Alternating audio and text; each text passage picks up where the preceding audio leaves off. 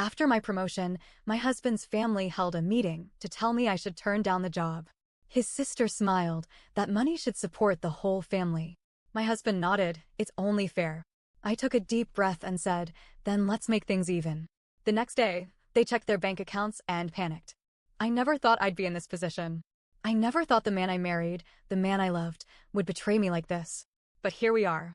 For context, I 34 female work in tech in Austin, Texas. I've spent the last 10 years grinding my way up from an entry-level job, pulling late nights, missing holidays, and doing everything I could to stand out. It paid off. Last month, my boss called me into a meeting. I was being offered a promotion, a huge one. A C-level position with a salary that would triple my income overnight. It was more than I ever thought I'd make in my lifetime.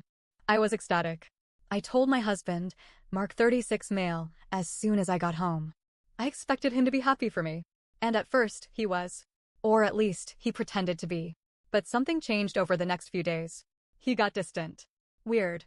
At first, I thought maybe he was feeling insecure about the fact that I'd be making so much more than him. He'd never been the ambitious type, and I'd always been fine with that.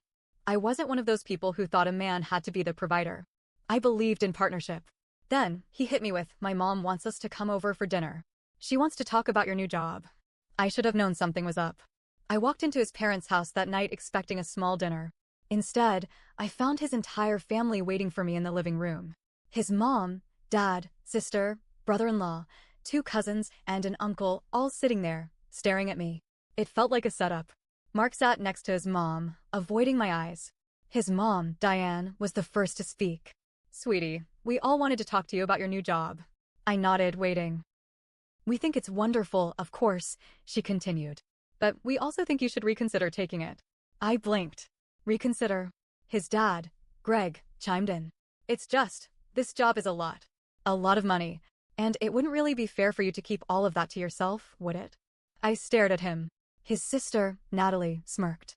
That money should support the whole family. You don't need all of it. I looked at Mark, waiting for him to say something. Defend me. Tell them they were insane. Instead, he nodded. Yeah, babe. It's only fair. Fair. I felt my heart start to race.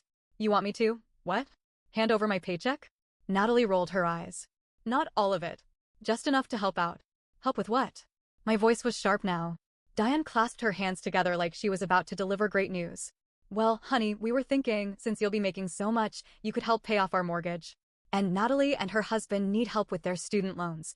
And your father and I are looking at vacation homes, but the market is just crazy right now. My stomach dropped. Oh! And Greg needs a new truck, she added. Greg nodded. My old one's about to give out. I turned to Mark. He still wouldn't look at me. I took a breath. Let me get this straight. You all want me to take my new salary and fund your lives?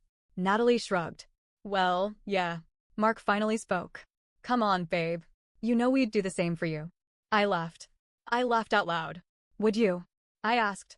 Would you all really? Because I've never seen any of you lift a damn finger for me. His mom gasped like I'd slapped her.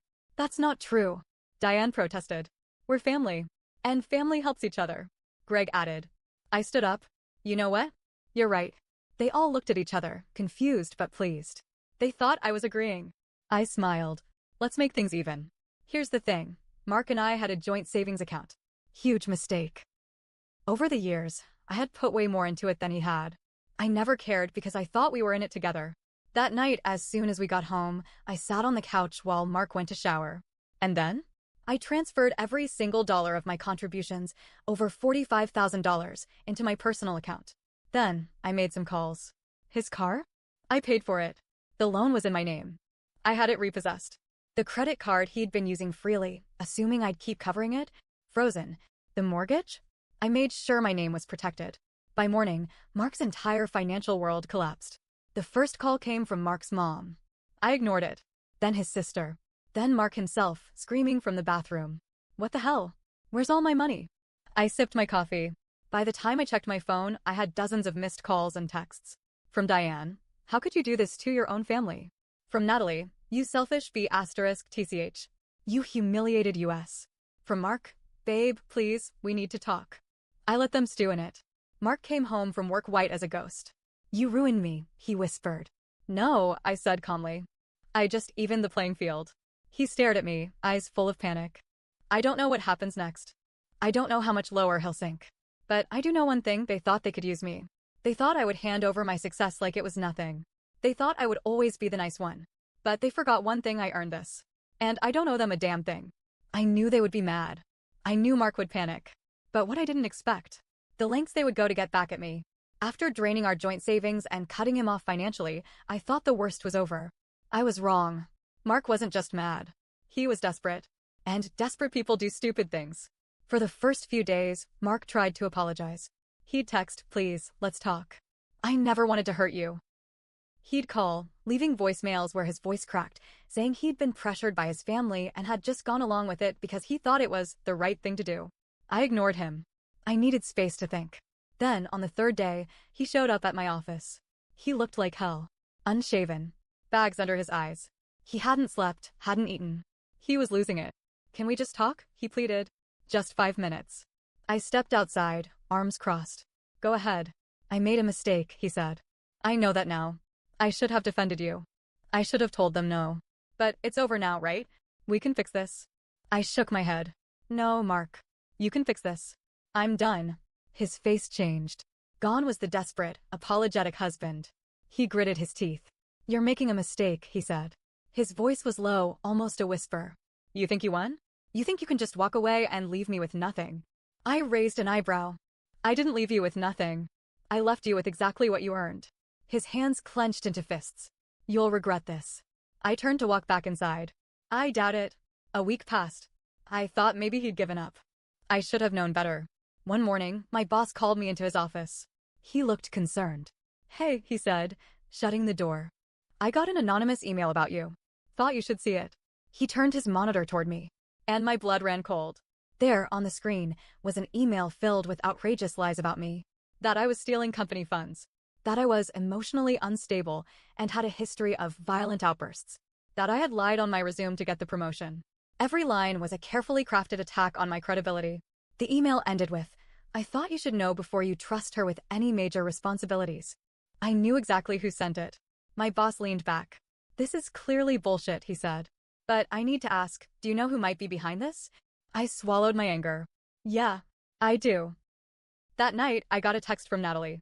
You thought you were untouchable? Watch your back, B*TCH. So this wasn't just Mark. This was all of them. They wanted to ruin me. First, they tried to take my money.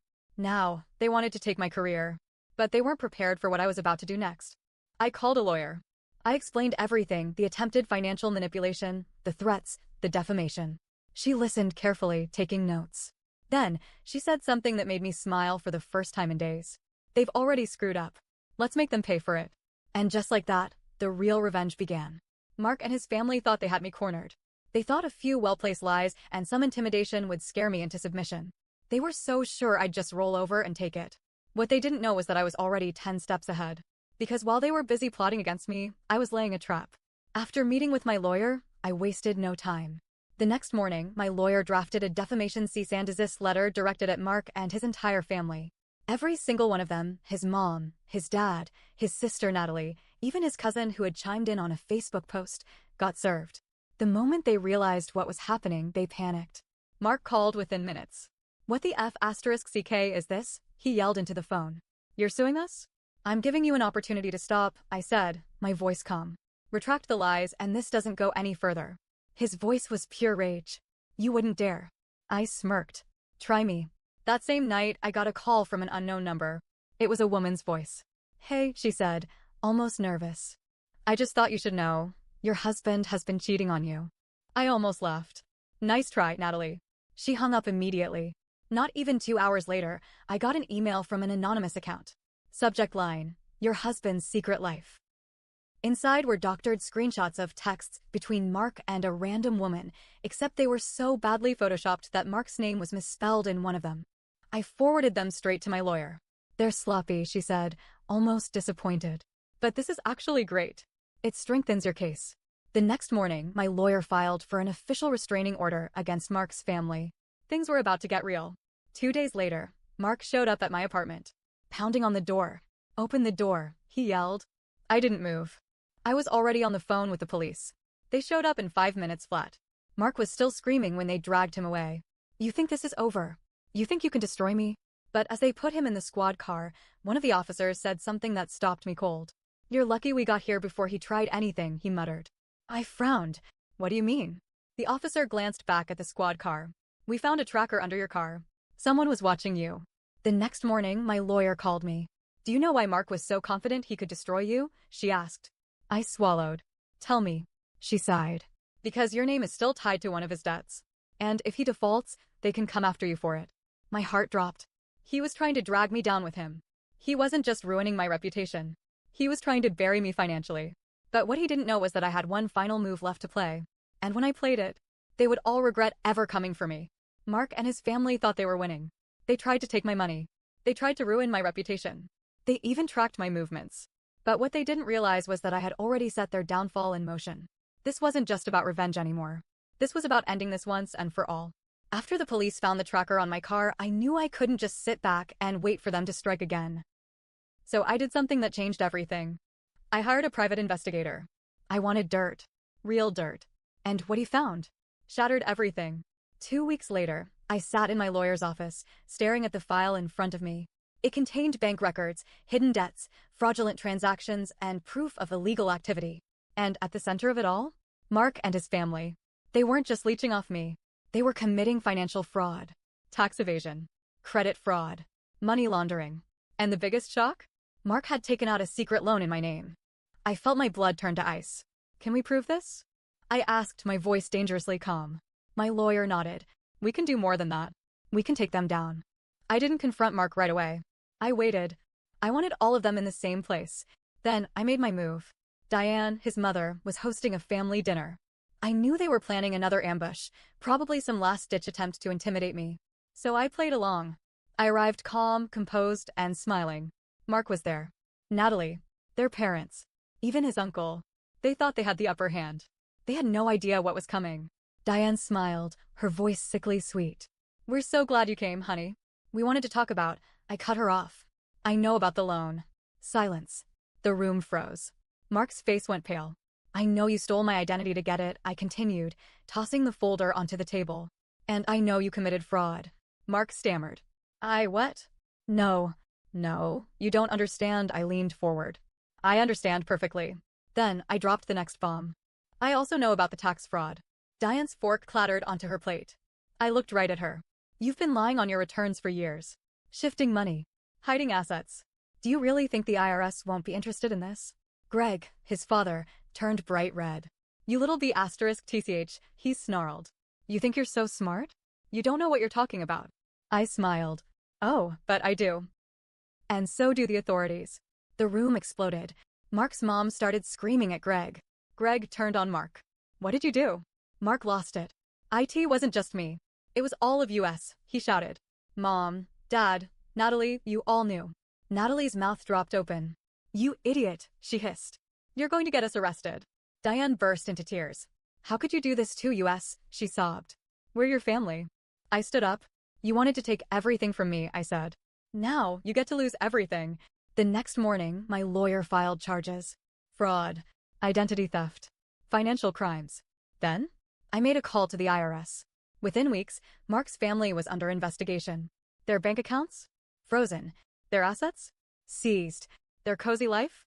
Gone. Mark tried to beg me to drop it. He showed up at my office crying. "Please," he whispered. "They'll send me to jail." I looked him in the eye. "You should have thought about that before you betrayed me." Then I walked away. Mark lost everything. His job. His home. His future. His parents? Drowning in debt and legal fees. Natalie? Facing her own fraud charges. And me? I got everything I deserved. My career thrived. I was finally free. They thought they could destroy me. Instead, they destroyed themselves. And I walked away without a scratch.